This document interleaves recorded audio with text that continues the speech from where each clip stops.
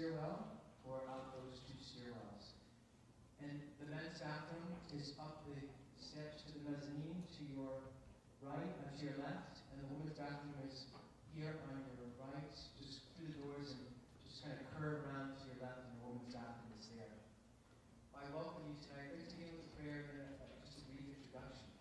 In the name of the Father, and the Son, and the Holy Spirit. Amen. And gracious Father, thank you for bringing us together tonight. Thank you for Uju and for her witness, for her willingness to defend the unborn and to enlighten us, Lord, about the dignity of the human person.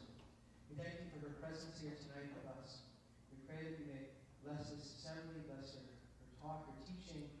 Help us all to be more convicted of the sacredness and sanctity of human life after tonight. We make these prayers, we do all our prayers through Christ our Lord. Amen. It is the great feast of St. Charles Borromeo, so we ask for his intercession. St. Charles Borromeo, pray for us. in the name of the Father, and the Son, and the Holy Spirit. Amen. Welcome to St. Patrick Church, St. Patrick Academy, Mary's House Ministries. There's a lot under this roof. And the Academy is a Catholic high school for grades 9 through 12. And our church is right above us. We're very blessed. We have below here this all-purpose gym auditorium. And then up above is the church. So it's always really good to bless the sacraments. Right above that, more or less above that basketball hoop. So where it's not very far, it's never far. It's really not very far from us tonight. Uju comes from the United Kingdom. She is en route from here to Phoenix, then to Minnesota, and back to the UK. Later on in the month, she'll be going to Nigeria. She's Nigerian born and has traveled and spoken in 24 countries. You cannot be in front of them because the light. I wish I could shut this light because otherwise. Okay, don't worry, I get it. All the light for Yes, where should I be? you. Be away from where Father James is right there. Should I be where he is? Where Father is? Yeah, but not in the center. Oh, The light. but on the other side. Yeah. Very good. Or you can do that side or either side. That's good. On this other side. If you want to walk on that side, but not be in the center. Because the white color.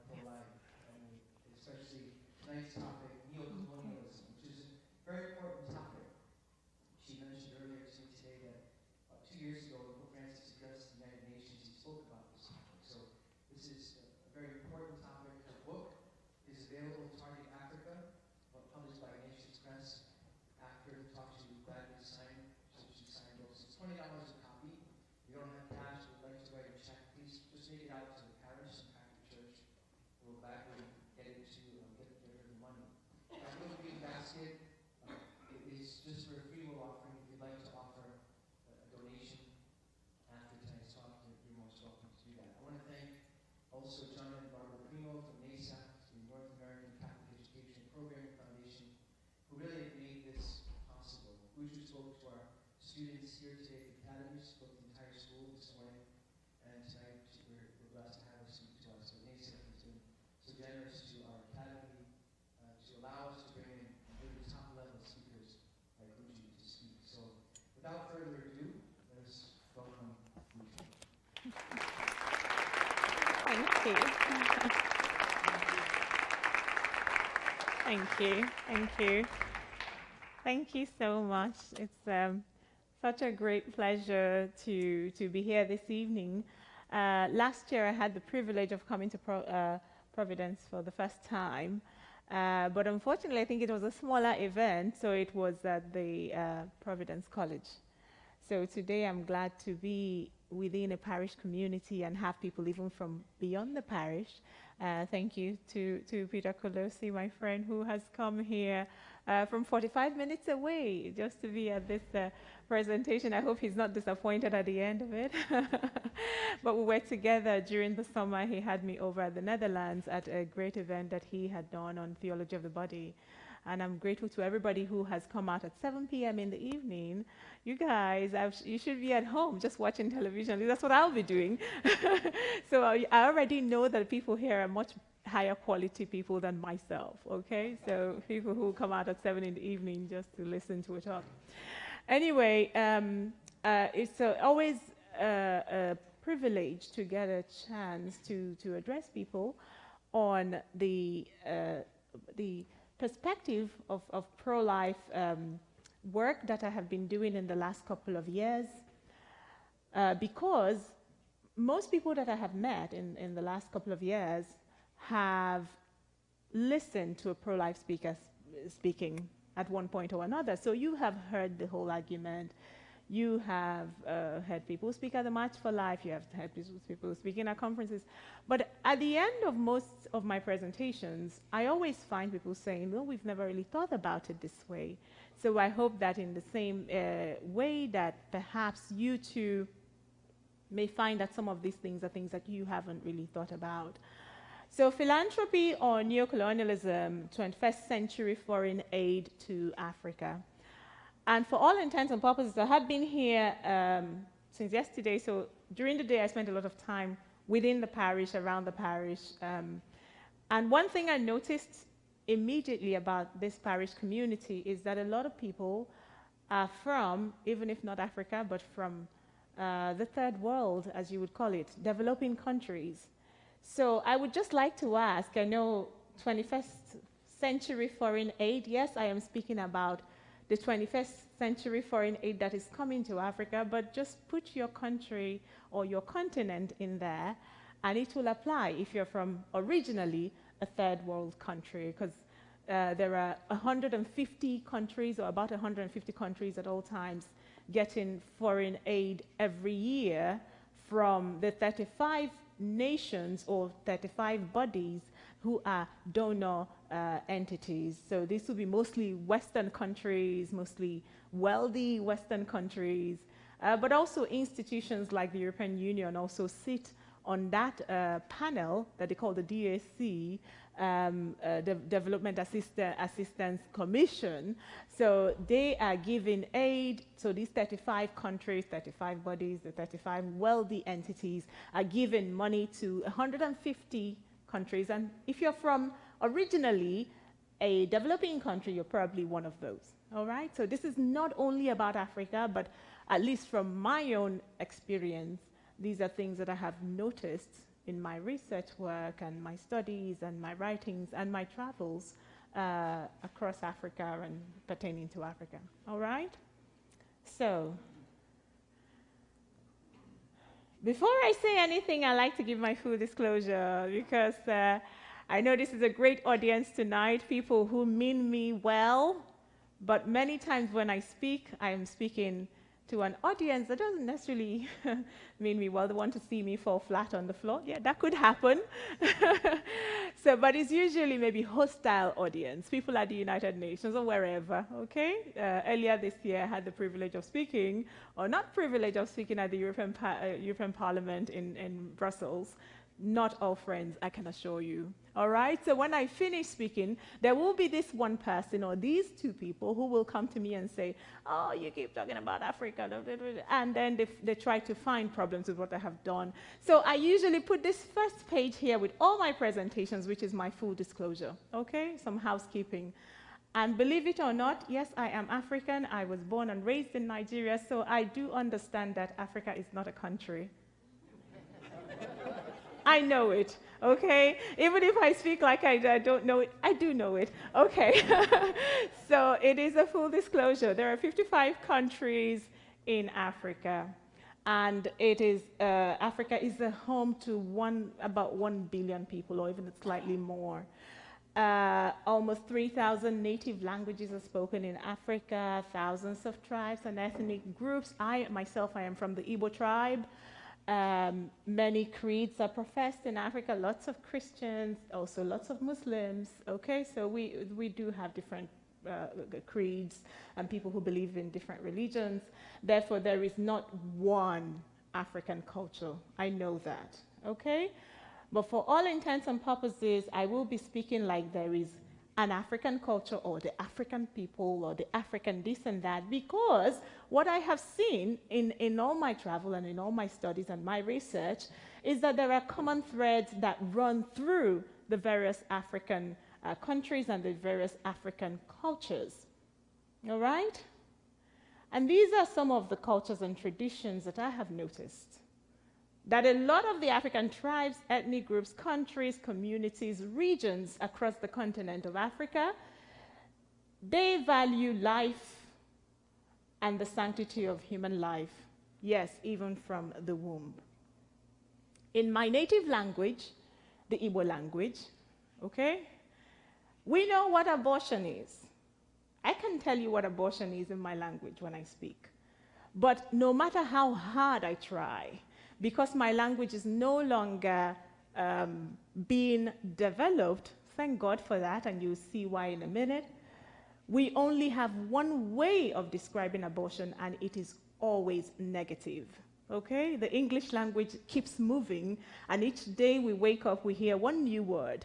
To Google something, to dox somebody, to tweet something. So the English language keeps changing, and it's dynamic. But the Igbo language has since stopped developing. And the last time somebody was developing the language, yes, they thought abortion was something bad. Thank God. So we're frozen in time. So every time I say abortion in my language, it's always a negative connotation, it's always an abomination, it's always a terrible thing. So that is how it is with many of the African customs and cultures. And so because it's frozen, we can go back and see exactly what our people have always thought about abortion and what they think about the sanctity of human life, even from the womb. And our cultures elevate motherhood. No matter which part of Africa you find yourself, naturally, we are elevating motherhood, and we recognize the dignity of human sexuality by culture, and there's a lot of emphasis on the responsibility with regards to sex and intimacy, and promote and encourage marriage and commitment, and respect parental rights in the formation of children, place family at the center of society. These are the ideals. Yes, I'm not saying that in Africa, people are not having premarital sex. I'm not saying that people are not doing, terrible things. And yes, those all exist, but I am talking about the ideal and what customs and cultures are promoting across the continent. Okay, so these are things that have now become a real obstacle to those who want to push for modern way of life, or this new set of values, or a new moral or new way of seeing some of these issues. It's because it's all set in our way of life. So, however, in addition to all of these things that I've just listed now, Africa also has a lot of complications and weaknesses on the continent. Those who have heard about maybe some African country or the other is probably through the media. So it's you turn on the news and somebody's talking about Africa, and it's the people who are dying of hunger, or somewhere where the Ebola or HIV or one thing or the other, all right? So there's so many moving parts about Africa, our economy across the different countries, the politics, and the political climate across the countries, the security, the infrastructure, development is also another issue, healthcare. And so each of these things would represent a weakness or some sort of vulnerability, because it's always one thing or the other. One country is having some economic problems, or some political instability, or some, security issue. You heard about the Boko Haram in my country, Nigeria, and the El Shabaab in the Horn of Africa, so in the Somalia region, and all whatnot. So these are all issues, and these are things that make Africa, I think, always seem like Africa is a needy continent. It's a needy continent. At least it seems so. Okay? So because of all these vulnerabilities and complications and things that have become, in a way, attached to the continent of Africa, these people then come to us because we are in a prostrated position. And they come looking like they're carrying lots of goodies. They are nations, they are organizations, and they are private foundations. So they approach the African nations and the African leaders, and they are constantly offering, we can do this for you, we can fund this, we can give you this amount of money or that amount of money. But there are problems with that. I am not saying that it is a bad thing for African countries to get people donating humanitarian aid, especially in times of crisis. But I will show you where the problem is in that system. So foreign aid, as a lot of people know it or as a lot of people think about it, when anybody thinks about humanitarian aid or foreign aid to Africa, we are thinking about a number of things. You're feeling that, yes, it's education, healthcare, water supply and sanitation. Yes, Africa needs all of that to go and give them water and health and food, government and civil society. And yes, these are all correct. These are things that people think about. Aid is much bigger in truth, because there's money that is given to military, there's money that is given, for example, as loan. Those soft loans are also part of foreign aid. They also qualify as foreign aid. So these, the ones that people normally think about that will fall under like welfare, are classed under what you call the social sector foreign aid. However, in the social sector foreign aid, another category has been added, which is the population and reproductive health, that they have separated, if you notice, from the healthcare.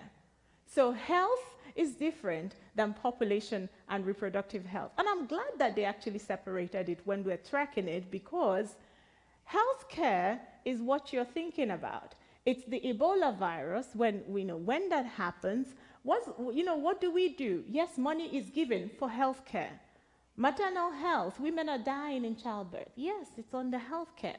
But population and reproductive health means the money that goes straight to the abortion providers, the money that goes to the condoms, to the contraceptives. So I'm glad that they actually completely separated it so we can see exactly what is going where. All right? But you can see the problem when this is put on the same list as education and healthcare. All right? So it's called social sector foreign aid. It has become a foreign aid. It's become something that a wealthy nation can give to a poorer nation if they're trying to help them. So again, I bring my full disclosure. All right? Reason being that when these considerations are being made, in reality, there is the one place where the donors are thinking about. Just one thing is their problem. My goodness. Did you say Africa is a home to 1 billion people? Huh? That's all they think about. How do I know that? Well, you can tell from the way they are sharing the money, because they decide that they're giving us money. They also decide exactly where they want the money to go. So someone comes in and they say, we're going to give you, $1 million or whatever for social sector foreign aid. But they're going to tell us, we need you to use 10% of it for education, 20% of it for this and that. So this is what I have noticed from 1996 to 2013. In fact, this is directly, other than the words that I wrote on the top there to make it easier for people to see, this graph is actually their graph from the Organization for Economic Cooperation and Development, which is the organization that tracks everything. In 1996, okay, so I know I'm not meant to stand here because I was told if I stand too close to the white, the video wouldn't get me right. But I need to point this out. In 1996, the lowest amount of money was being given to African nations, okay, by their donors, was for population programs. Everything else surpassed the population program. So it was only a small percentage, somewhere between 0 and 5% of everything that was given. Okay? Education was towards the highest, it's almost 10%. Healthcare was much higher as well, then water and sanitation. Everything surpassed population. But then from 1996, it starts to rise and rise. Okay? Goes all the way here. By 2013, which is 17 years later, it's the highest thing that is given to African nations, is actually for population and reproductive health. Again, think about it. What is population and reproductive health? It's money for condoms and money for abortion. It's actually higher than money for healthcare, higher than money for education. Everything else is falling, but then the population program keeps rising. In 2007, when there was 2008, when there was the huge recession in Western countries, everything else just went all the way down, but the money for condoms, there's always money for condoms in a recession. Always. I mean, what is a recession? We need to have those condoms going into African schools. So this is what has happened anyway. So from the graph is very clear, the trend and what the donors believe. So this is not like some conspiracy theory. It is us looking at the data and saying, hold on, what is this red line and where is it going and why does it keep going up and why are the other things coming down? So one would think exactly how much, Uju? I mean, you keep saying, yeah, population money is increasing. So how much is it exactly? So let me give you some numbers to think about. Again, from their own records, this is from the UNFPA records. UNFPA is the United Nations Population Fund, which is the agency at the UN that also does track what happens with population money. In 1993, not just Africa this time, but the developing countries. So if you are from a Latin American country, if you are from, yes, any of those countries, this includes you, okay? Everybody was getting about $610 million collectively in 1993, all right, for population and reproductive health programs. By 2012, okay, it increased to 12.4 billion. This is an increase of 1,932%. It is a huge increase. So over 20 years, or in a period of about 20 years, more than $100 billion was given to developing countries, not for food and water, not for education of the children, not for scholarships, but for condoms, and for contraception, and for abortion, and everything that has to do with population. And about 70% of that has gone to Africa. Why? Because it's a home to 1 billion people. Don't you get it? It's 1 billion people, so we have to put as much money as possible towards the Africans for this population program. So let's visit Africa and the 1 billion people there.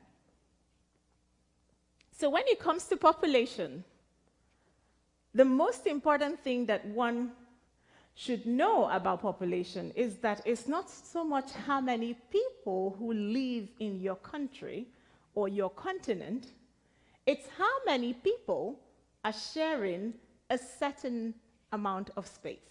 Yes? So it's how many people per square meter or whatever, which is population density. That's the most important thing about any country, about any city, right? There's so many people in New York City, and what makes New York City, so heavily populated is not so much the number of people, but the number of people sharing a certain amount of space. So it's the population density of New York City that makes it what it is, and the population density of London. Okay, so it's population density. Now, what is the population density of Africa?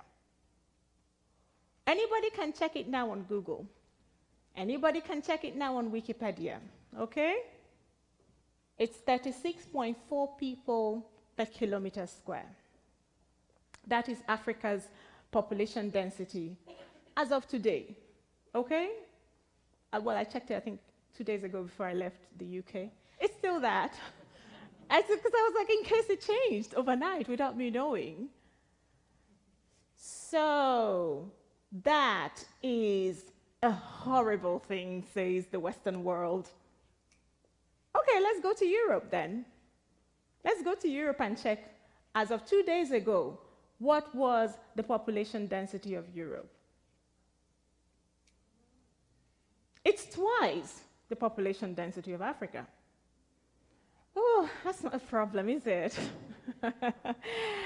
Yeah, we're cool people, so it doesn't matter. It's like twice the population density of Africa. Well, let's take another look at population. The false narrative about population. When they talk about the population of an African country, they put out a picture like this. Or sometimes a picture of a woman with like 10 children. And they say, yeah, this is how it is everywhere in Africa. It's like people with so many people were on top of each other, and there is no space to move anywhere. Okay, and I'm from Nigeria, the most populous country in Africa, and the one that the United Nations keeps ringing the alarm bell for all the time. It's like Nigeria is going to be the most populated country in the world. So let's have a look at Nigeria. So I brought the map of my country with the 36 states. We have 36 states, as you have 50 states here, 36 states and the Federal Capital Territory right in the middle, Abuja. And the color code is for you to know if it's purple, red, orange, tending towards yellow. All of those are like, yes, high population density states. Now, everywhere that is green is a low population density. Everywhere that is dark green is underpopulated, all right? So you find the problem in African countries, it's not just Nigeria, is that people move to a few cities and a few states, or a few of the regions where there is commerce and where there is employment and where there is, electricity, and people always migrate within nations to those places, and then they come and take photos like this and take it to the United Nations and say, see how it is in African countries. Everybody is, living on top of each other. No, what is happening is that the African countries have had problems with corruption, have had problems with governments that cannot get their acts together, people who are not going to develop the entire country but going to make small pockets of wealthy cities. So of course everybody tries to go there to make a living because young people want to make a living. And this is exactly what we have. We have urbanization, we have people migrating in an unnatural manner, and then they go into a place and they make the population density very high. But the most of the countries just stays as it is, all right? So Nigeria, the landmass of Nigeria, is actually equal to the landmass of the United Kingdom, Germany, Italy, the Netherlands, all combined. All right? But this is what a map and see is all about. When you look at the map of the world, I'm so sorry, I had to cut a little bit of it because it was too big. But then this is a map that captures Africa, and just on top of it, you see most of Western Europe. And I want to show you how bad things are for when people look at the map and think, oh, yeah, this is it. This is where we're going to take the condom supplies to. Okay, that's Nigeria where it is, in the western, just off the western coast of Africa. Okay, so bear that in mind. Now, Nigeria, in reality, that's the UK, Germany, and the Netherlands sticking to it on the western side, and that is Italy. You can see that it's nowhere equal, right? So when the map is drawn, it's drawn as if Nigeria is this tiny place, and then you can see how big the UK is up there. But they took take the UK, Germany, and Italy, but you couldn't tell that, could you? So this is exactly the false narrative that keeps going out, and this is what is shaping policy every time that our donors decide that they are going to give us 100 billion over a period of 20 years for population and reproductive health. So when we bring all these facts real facts, by the way, about population, and we are arguing, we're giving our counter-argument, saying you cannot be giving us this, amount of money over everything else for population. Okay? Too many facts. We bring together as well this map. I love to always use this map to show people exactly this is where you're bringing the condoms. You can see, yes, it's the home to 1 billion people, I know. But in 2010, this man called Kai Kraus had published this in The Economist, the magazine The Economist, and it caused quite a ruffle around the world because people just got to think for the first time the true size of Africa, that Africa can take United States, it can take the whole of Eastern Europe, it can take much of Western Europe, it can take all of China with its 1 billion, it can take all of India with its 1 billion, it can take Japan. Okay, Uju, okay, just stop. Just stop. This is not about population. Actually, this is about safe sex and HIV in Africa. That's why we're bringing the condoms. It's not because you people are too many. Don't worry, we understand what you're saying. Just stop that argument. Okay. So let us talk about safe sex and HIV in Africa. I went to Sierra Leone a couple of years ago, and I saw so much poverty in the country. I traveled 700 kilometers because we were trying to fight an abortion bill, which we were successful in, by the way, I like to say. But that aside, traveling through the country, the bishops were taking me from, they had sent someone to take me from one part of the country to another to speak in different town halls. This was the kind of thing I was seeing. People living in shacks, okay, around the country. But in this squalor and this poverty, what I also saw in this country, beautiful country, just a lot of poverty, were these signboards all over the country. I know for sure because, as I said, it's a very small country, but I traveled 700 kilometers through the country, going through the 4 corners of the country. All right? I am Mr. Condom. It's massive billboard. And you would see, like, if you see, you see some homeless boys, people walking around in lots of poverty, but these signboards are there, and of course it would have cost a lot of money for those who put it up. So I wanted to know, who put it up. So one day I told the driver to stop, and I went to read the little sign at the bottom of the signboard to know who put it up. It was put up, of course, by the United Nations, UNFPA, and UNAIDS, and I think Global Fund. So a lot of Western money. The Sierra Leone people did not put up these condom billboards. It was done with euros and dollars and pounds, foreign currency. Went to Ghana, and I saw a lot of these as well. This was commercial, though. The Lydia oral contraceptive pill, it was in a lot of places, and this one we think we took it in Accra. All right? Massive billboard. Can you believe how massive this billboard is? Because look at the cars. Look at that, a little bus there. So these are huge billboards.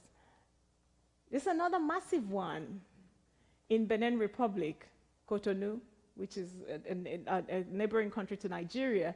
Look at how massive this billboard is. Okay? It's written in French, but it's quite, I don't know if you can, planification familiale. It's family planning.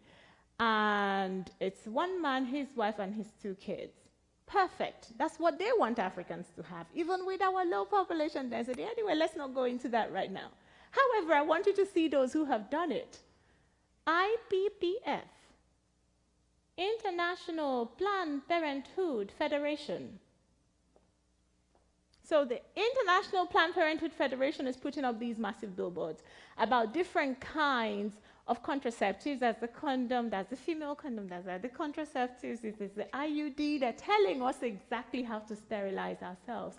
And again, look at how massive these billboards are, towering over people in the market square.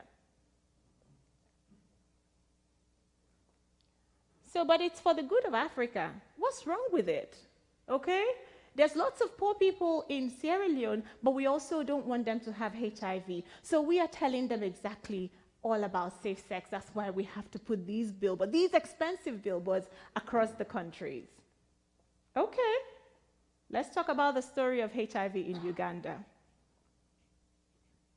In 1989, or by 1989, about 30% of the adult population in Uganda was infected with HIV.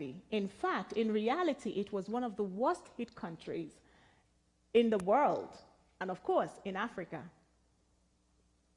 By 2001, only about 5% of the adult population was now infected by HIV. The infection rate was about 5%. What exactly happened? What was the story of Uganda? Because I tell you, this drop from 30% infection rate to 5% infection rate up to today is still the most remarkable drop in HIV ever seen, ever observed. Scientists were talking about it, people were talking about it, even people who believed and who came to Africa to push for this kind of condom campaigns and things like that. They talked about what exactly the Ugandans were doing and what caused this kind of drop within a short space of time. So this was exactly what happened, or what they said happened in Uganda. So at a certain point, after 1989, 1990, in the early 90s, the government and the people of Uganda came together and they said, we are going to die if 1 in 3 adults has HIV. What is going to happen? This country is going to be completely wiped out from the face of the earth. We have to help ourselves. The UNAIDS, the United Nations, and all these people were throwing condoms at them like all the other African countries. And the President Museveni said, no, this is not going to protect my people. This thing that you're showing me is rubber, it's latex. It's not going to protect my people. So they decided to come up with their own plan. They came up with what they call the ABC method, and mostly an emphasis on abstinence and an emphasis on fidelity. So the First Lady's office did this whole abstinence poster thing where they put it all over the place, they put it all over the country. She's keeping herself for marriage. The What About You campaign, was everywhere. The president and his wife, they were going into schools, they were talking to kids, they were telling them about chastity and abstinence and all of that. It was a huge campaign, it was a hands-on campaign, and everybody was part of it. So by that 1989, I looked at another study. As of 1989, there was one particular survey that was asking people about premarital sex. So just to check what people's behavior was like at the time when 30% of the adult population was infected by HIV. And about 60% of people, of males aged 15 to 24, said that they were engaging in premarital sex. By 1995, by that time, these campaigns had already started. That dropped, huge drop, significant drop, to 23%. Now, this was what I saw in Uganda a couple of years, well, many years later when I went back. All right? This was, I took this picture in 2017. Massive billboard. And what is most insidious about it, it's also called the What About You? What About You campaign. And it says here, I am in charge with condoms. So all the money came back to Uganda, and they put so much pressure on the Ugandan government that they started allowing them to put up the condom billboards again. And whereas this was done by the First Lady of Uganda, the First Lady's office, you can see at the bottom here is the First Lady's office, this was paid for by the United States Agency for International Development. Actually, you paid for that. Okay? Your tax money paid for these condom billboards that came back to Uganda with a vengeance. And of course, yes, HIV did increase again. So it so happened that with this kind of HIV campaign and what was going on, it was changing behavior. Even some scientists were saying it. The ones who were truthful, they were saying that behavioral change happens depending on what kind of promotion is going on or what kind of campaign is going on. All right? And don't take my words for it.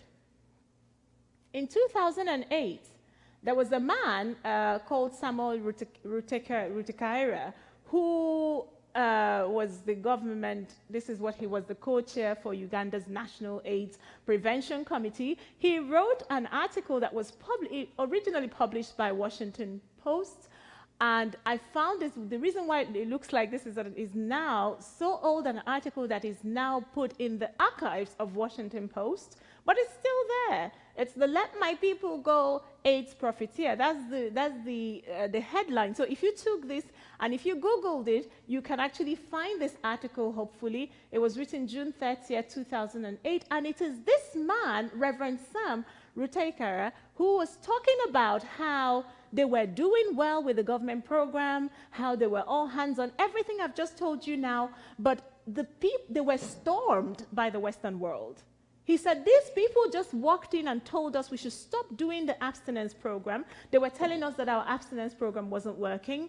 No, this was exactly what the Ugandans saw for themselves. This man was frontline. He saw everything happening, and he wept over it.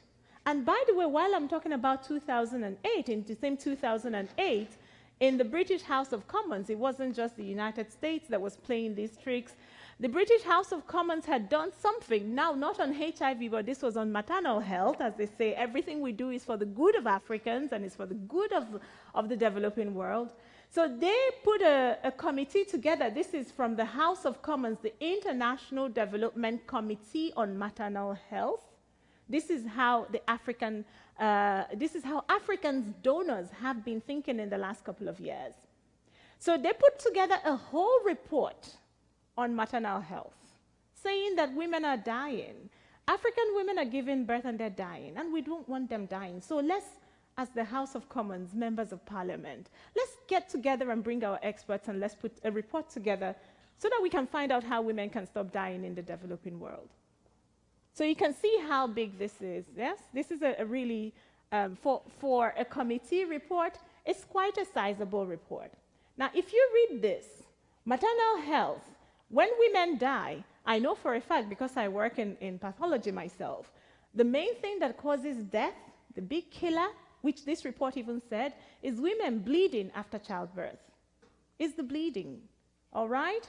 So when you read this report, they mention bleeding and hemorrhage 3 times in the whole report. They mention infection, which is also a big killer, 8 times. Hypertensive disorders, preeclampsia, 2 times. Okay, so what else is in this report? Because it's all written up. Okay, I'm getting to it. They mention baby only twice, even though it's on maternal health. Neonatal 4 times. Contraception, family planning, put together 33 times. And they mention abortion 71 times. In a report about how to end maternal mortality in the developing world. 71 times. Meanwhile, all the things that would help us, nobody's talking about that, and this is the British House of Commons. This is how it is with Africa's donors. But while we talk about abortion, let's go into abortion. Africa and the neocolonialism of abortion. What has become our donors' obsession is this thing called safe abortion and safe abortion initiatives. So I tracked down this one, which is called the Safe Abortion Action Fund, which is nothing other than a huge bank account where tons of money is put in, millions and millions of dollars, by different Western countries, and then it is disbursed to African countries and other parts of the developing world so that people can have safe abortion. So this is money that is only allowed to be used for all things abortion. So abortion, providing the abortion, that is committing the abortion, and also lobbying for abortion in places where abortion is not legal. Now, as you can see, that name again appears. IPPF, the International Planned Parenthood Federation, was the one that was managing this money, but the money was actually from the United Kingdom, it was from the Netherlands, it was from Denmark, it's from the wealthy ones. So that has ended now, and they came up with this one in 2017 called the She Decides campaign.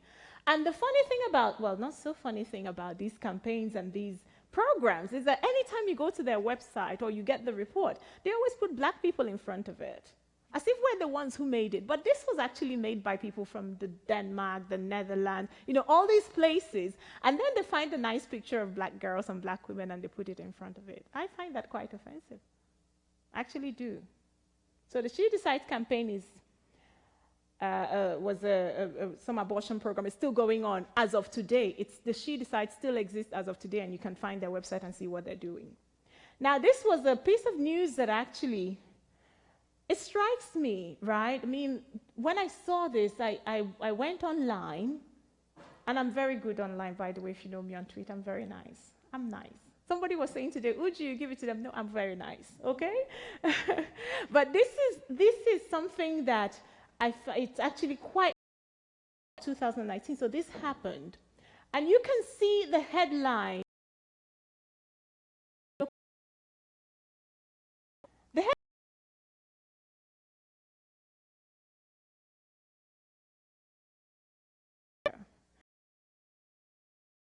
Or why do I associate this with the New? Because it was put out by the Center for Reproductive Rights. I know there are these are two lawyers here, black people, they're Kenyans actually. But the Center for Reproductive Rights is a New York organization. Their headquarters is in New York. And from New York, they are writing a headline like this, saying, we have just won a major victory. It so happened that there was this court case that was going through the Kenyan courts. The Kenyan government had been sued. The Kenyan Ministry of Health had been sued by some organization with lots of money. And when you open the curtain and see who's behind the curtain paying all the money, Center for Reproductive Rights. And after 4 years, they overwhelmed that system and they won the case. No, they haven't actually got legal abortion, even though when you read this, you think they won legal abortion, but they were fighting for the Kenyan ministry to give in and write a full guideline to how to perform abortion. Because the Kenyan Ministry of Health was saying, well, we don't even have legal abortion. Why should we have a guideline? Why should we have an available guideline to tell people, this is how you do a first trimester abortion, this is how you do a second trimester abortion? We're not going to do it. So this organization from New York paid people money, they hired lawyers, they got their Kenyan office opened, and they start to sue the Kenyan government until they won that case in June. And they are there and they're declaring their victory. It's a shameful thing. Here is what survey which in South Africa, where abortion has been legal for about 20 years, more than 20 years now, 61% of the people were still saying, when they were asked, that they find abortion completely morally unacceptable. Nigeria was 80% of the people, Kenya 82%, Uganda 88% of the people, Ghana 92% of the people who were questioned were saying that they find abortion to be morally unacceptable. So the survey, the studies show that the African people are pro-life. And it's not just because I say it, it's because of what the data shows. So this is what legal abortion looks like, the landscape of legal abortion. That's Africa. And as you can see, Africa is completely different colored than other places, apart from the tiny green here in South Africa, then green in Tunisia. So these are the countries that have what you call abortion on demand out of the 55 countries of Africa. It's 4 countries. So about 80% of the African countries still have all kinds of restrictions about abortion or against abortion. Yes, the African countries are still thinking, believing, and putting out laws that indicate that they believe that human life begins at conception. So protection of life goes even as far as, in some countries, up to the constitutions of the countries. The Ugandans have, this thing from 1995, the review that was done in 95. that no person has the right to terminate the life of an unborn child. So they have even the unborn child mentioned within their constitution, which is remarkable. The Kenyans also in 2010, they also acknowledge that human life indeed begins at conception. And they talk about the right to life from the moment of conception in their constitution. This is where the Africans stand. So it is what we have seen on ground with how pro-life the people are. It is what we have seen when people, when you have things like the Pew Research I just showed you. It is what you see even as far as the constitution of various countries. And these are just pictures that I have taken in various African countries of just women all the time, whenever there is an opportunity, whenever there is a march, whenever there is anything. The women I know and the women I see in different African countries are coming out forcefully and saying exactly what they have always been saying, which is that we believe that abortion is wrong, and we say no to abortion, and abortion hurts women, and abortion kills children all the time. But the donors who have the millions and millions and millions of dollars are not listening.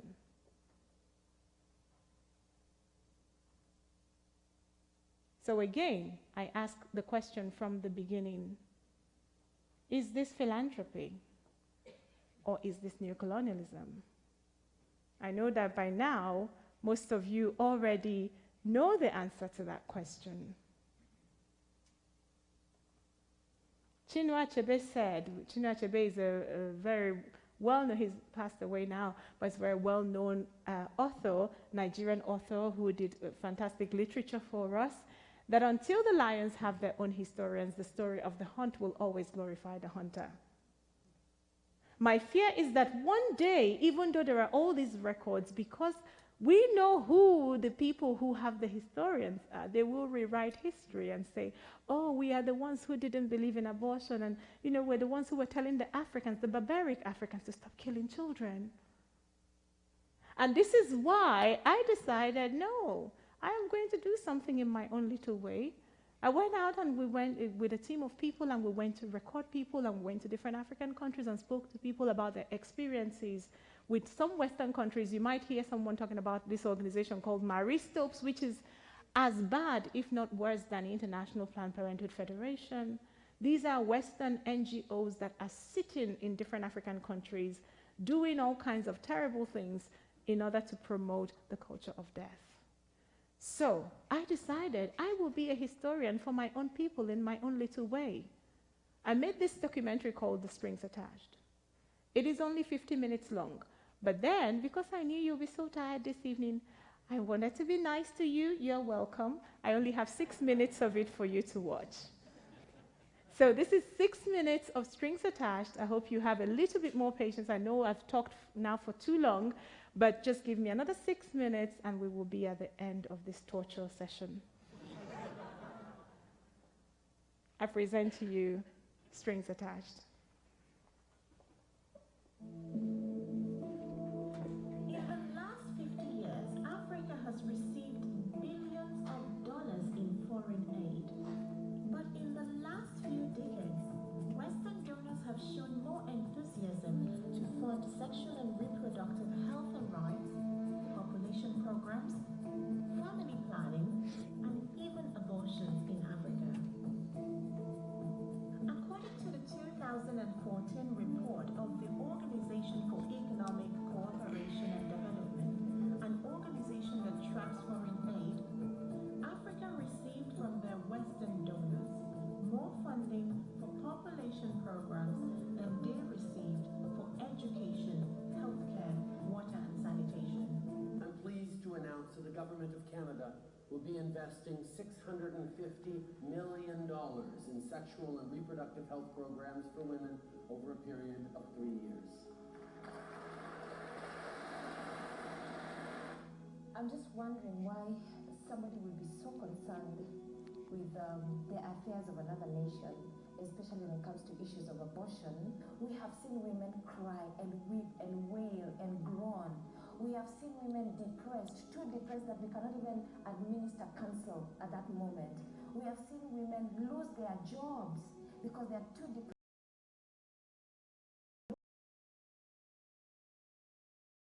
Depression they're going through, the anger that they are going through.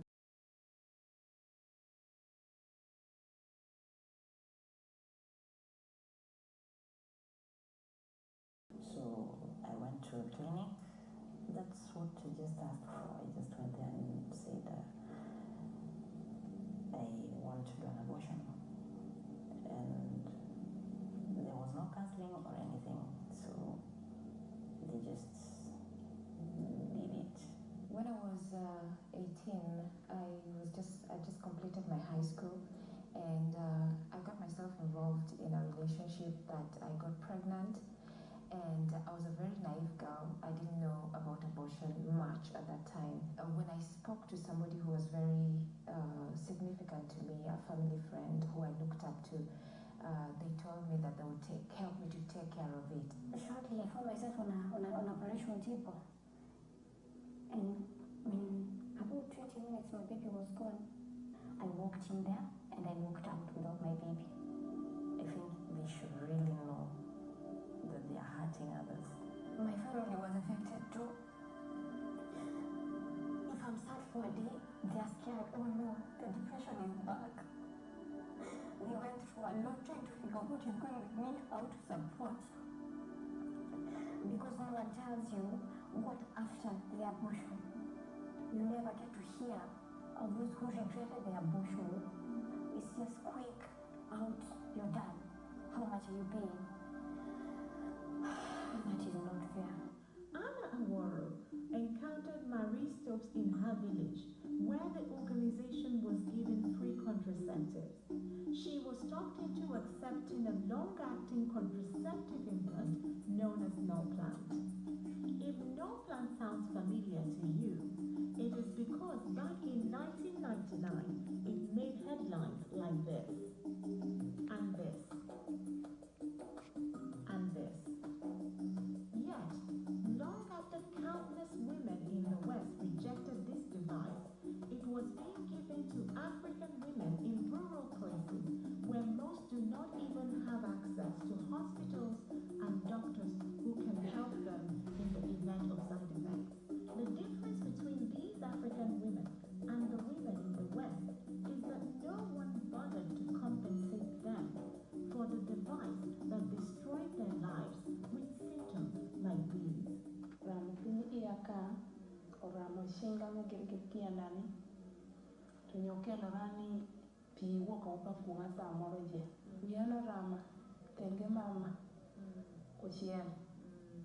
With the amount of suffering she was going through, she went back to Marie Stopes to have the Norplant removed, and she was told she had to pay to have it removed.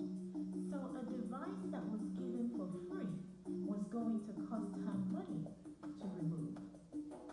When asked how much, she said, $30,000. This is about what it will cost her to feed her family for a week. I have traveled now to 10 different African countries. I have gone to about 20 different African cities. I've spoken to so many people. I've spoken to so many women. Every time I go out to Africa and I speak to the many African women, none of them are telling me how much they want contraception. None of them are telling me how much they want abortion. Every time I'm speaking with, especially young African girls, even some of them, want to become doctors. They want to go to med school. They want to go to law school. They want to go to engineering school. These are the dreams that I find African girls speaking about, the billion-dollar project. Why could it not have been for the education of the African girl? Why could it not have been to give African girls the opportunity to get into schools, to get fantastic education, to have a new world open to them, and to have them being able to stand shoulder to shoulder with girls and women all over the world? So the question that many should indeed be asking is whether the funding being given by Western nations, Western organizations, and even Western private foundations to African nations, whether the funding is supposed to help alleviate. It's very easy to see. It's on for streaming. I think there's a website where I think it's stringsattachedfilm.com. Ask me later. Okay, and you find a way to stream it, but it's just eye-opening, and it's also what I find is that a lot of people, when they hear these things, when they would watch something like this, or hear this perspective. It's not just about hearing about Africa, you know, people who are thousands of miles away, is how your country has been engaged in pushing this culture, especially in years past. Things are turning, by the way. Things have been quite different with the current administration, for those who have a question about that. We've seen a lot of good at the United Nations particularly, and a lot of, at least from a point of view of policy,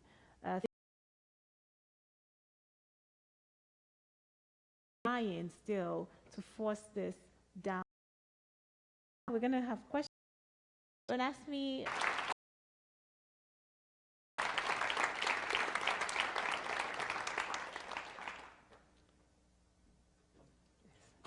Okay.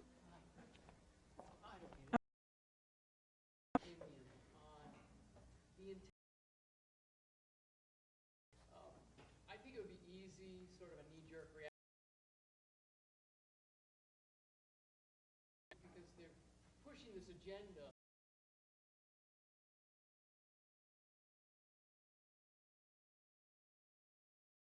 I mean, there really seems to be a moral battlefield here. It boils down to progressive viewpoint phase Yes. of Yes. like, you know, the individual ego is the most important thing, and not that which we owe to our Creator Yes. and our God. Okay. Can you comment on Sure. that? Excellent. Okay. So this is with regards to Africa particularly and what I have seen, okay? Africa and other parts of the developing world. I think, at least from experience, what I have seen is a confluence here. There is a confluence. It's not one group of people who have the control who decide, okay, this is the one reason why we are going. I find that it's a lot of people who want the same end, but they are coming for different reasons. And so they form a powerful coalition. So for example, there are the you know, population control enthusiasts who are extreme environmentalists, for example, who want to protect the planet, people who would rather protect the silverback in Africa than the African people, if you see what I mean. I saw a program where they are protecting the lemurs, which is a kind of animal in Madagascar, and they are at the same time, like that same project, Protect the Lemurs, is also pushing like contraception in the human population. So there are people who would rather see more exotic animals in some of these countries than people. So environmentalists who in their love for the planet, a distorted view of the human person. And then there is the other group of people within this coalition, which would be the radical feminists, the ones that none of us like, because they make everything so awful, awful, awful. And they are the ones, for example, who pushed very hard that court case that I showed you that went through the Kenyan courts. And they linked hands with another feminist group, local feminist group called FIDA, which is a women's lawyer group. And not who are part of FIDA, and they got a lot of the Canadian come forward with the feminist international policy or foreign policy, and they are saying they're going to support only feminist projects. You heard him talking about 650 ideological supremacy in big international forums, and they have been, it's the opposite, you know, some way fight, you know, and this ideological supremacy that we have seen a lot of now, and it has risen to the point of power, because minus what is going on in a few of the Western countries where people are sort of rebelling and changing administrations, and they are voting people who are more conservative or who would bring more conservative values. But in most places, these ideological supremacists, because that's what they are in power. Who's in power? The United Nations and the European Union, and in most of the Western nations, to be honest. Those who are leading and those who are trying to make room for their friends to also, you know, be in power, they are of these mindsets. 3. Wonderful.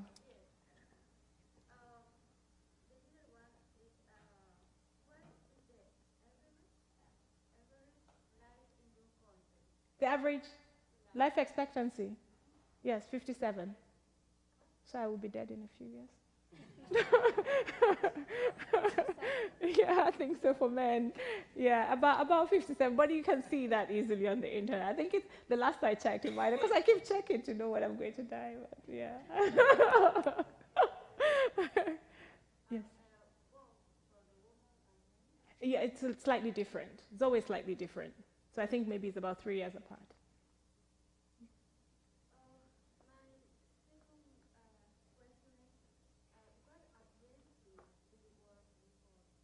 What agencies have I worked before? My mother's kitchen. So I have been working as a scientist. I didn't mean to do any of this. I had no intentions to do any of this. I was happy. Honestly, you won't believe it. I was really happy. Minding my business. Okay, just pro-life in my house. Okay, so 2012, I was watching television one day, and I saw the wife of Bill Gates, Melinda Gates, and she was talking about the big project she was doing in Africa, and I was interested in that because I was like, oh, cool, this is amazing. Imagine if, like, she was talking about so much money, and my mind just thought, wow, they'll go and build all these schools. So I increased the volume, and she's talking about, like, family planning and how she's going to go in, and, you know, women want contraception. Women are telling her that this is what they really, really, really want. And I'm thinking, what? People in Africa, if you ask them, if I want to give you money, what do you want? And they're choosing contraception over everything else. Everything else, even food, even education for their children, that's a lie. So I threw my remote control, and that was the end of my life as I knew it. My house haven't, since then, it has been a nightmare. Did she reply? Yes.